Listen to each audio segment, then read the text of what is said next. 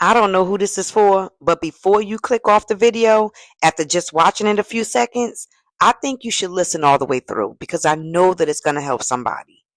So let me be the one to tell you that what didn't kill you built you. And that was something that God gave me for today. So if you've been feeling stuck, then I need you to hear this. That heartbreak that came, it did not come to destroy you. The betrayal, the disappointments, all of that resentment that was sent towards you, the seasons where you felt lost, exhausted, maybe confused, and if you were anything like me who questioned everything as if it all came to destroy you, the truth is it came to reveal you. See, most people spend a lot of years, even myself, okay? We always seem to ask the same question: why did this happen to me? But the better question that we all should be asking is, what did this build inside of me?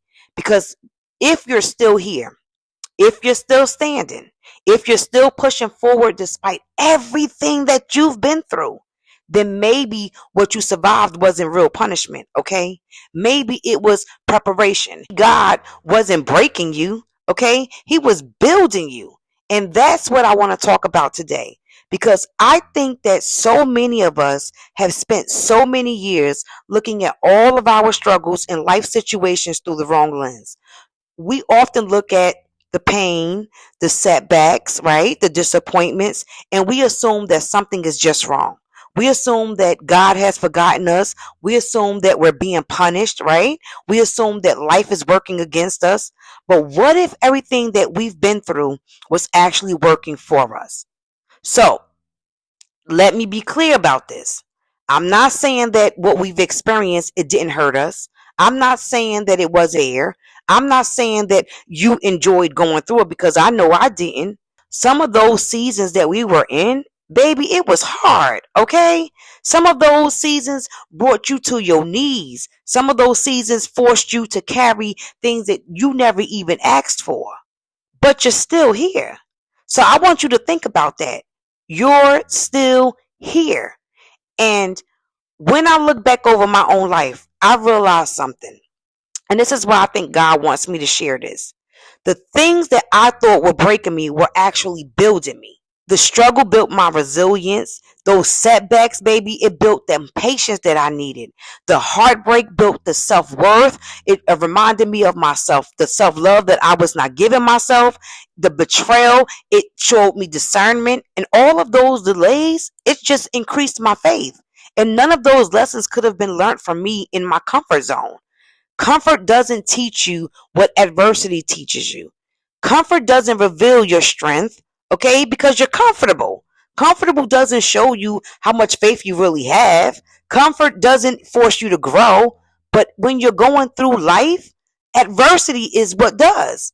And one of the biggest lessons that I've learned is that God wastes nothing.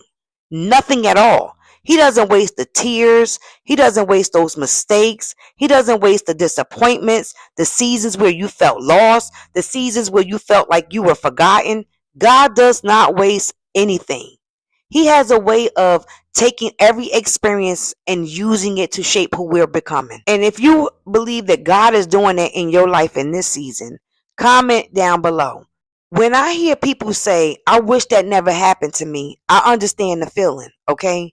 But I also know that some of the wisdom that you carry today came directly from what you went through. Some of those boundaries that you have today came from what you tolerated before because you were like, okay, this is it, right? Some of the strength that you have today came from the seasons where you thought you wouldn't survive. And I know that some of the peace that you have today came from all of the chaos that you finally said, I'm walking away from. And that's the thing. The lessons isn't always visible while you're in it. Because we know that, right, when you're in the middle of a storm, there's no way and you can see through the storm, right? But once you're through it, you begin to see what it actually produced, okay? You begin to see how much you've grown, how much different you're thinking, how differently you're moving, how differently you're choosing, how you stop settling for less than your best and what you deserve. You stop ignoring all of those red flags that you ignored before, right? You stop abandoning yourself like you did before. You stop seeking the validation for people who were never even qualified to give it to you. Because now that you've learned, you've grown, you became more aware, that awareness changes everything. And I talk about this a lot. I truly believe that adversity introduces you to yourself. So introduce yourself to yourself. Not the comfortable version of you, but the real version of you, the strong version of you, the resilient version of you, the one who bounces back version of you, the version that keeps moving forward even when life gets hard, the version that discovers just how powerful God created you to be. I realize that we don't know what's inside of us until it demands it. And that's why I want to encourage somebody today. So stop identifying with what happened to you in your life. You are not that heartbreak. You are not the betrayal. You're not the rejection. You're not that setback. You're not the mistake. You are not the pain that you experienced, okay? You are the person who survived it. You are the person who learned from it. You are the person who grew through it. And that matters.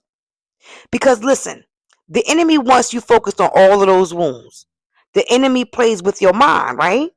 But God wants you focused on the wisdom that he gave you from every experience that you've experienced and through the lessons that you should have learned. The enemy wants you to replay that pain, but the truth is that God wants you walking in that lessons. And as we know, the enemy wants you asking God, why? Why me? But God wants you to ask, what did this build in me? Instead of you seeing yourself as broken, you begin to see yourself as strengthened, not as abandoned, but you see how God carried you. Not as defeated, you begin to see how much you've actually overcame all of that adversity. And when that shift happens, something powerful happens within you. I know because it happened within me. Gratitude begins to replace that resentment. Your wisdom begins to replace confusion. Faith begins to replace the fear that you have. And suddenly you are no longer stuck in what happened to you. You're focused more now on who you're becoming. Because maybe even in this season, it isn't about what you've lost, okay? Think about it. Maybe it's about what you've gained. Maybe it's about what God ended. Maybe it's about what was built. Maybe the lesson wasn't sent to destroy you. We just realized that, right? We got a different perspective here. Maybe it was sent to actually reveal you, to reveal your strength, to your resilience, that wisdom, your purpose, your calling. And if that's true, then I want you to comment below. What didn't kill you didn't just make you stronger, it built you.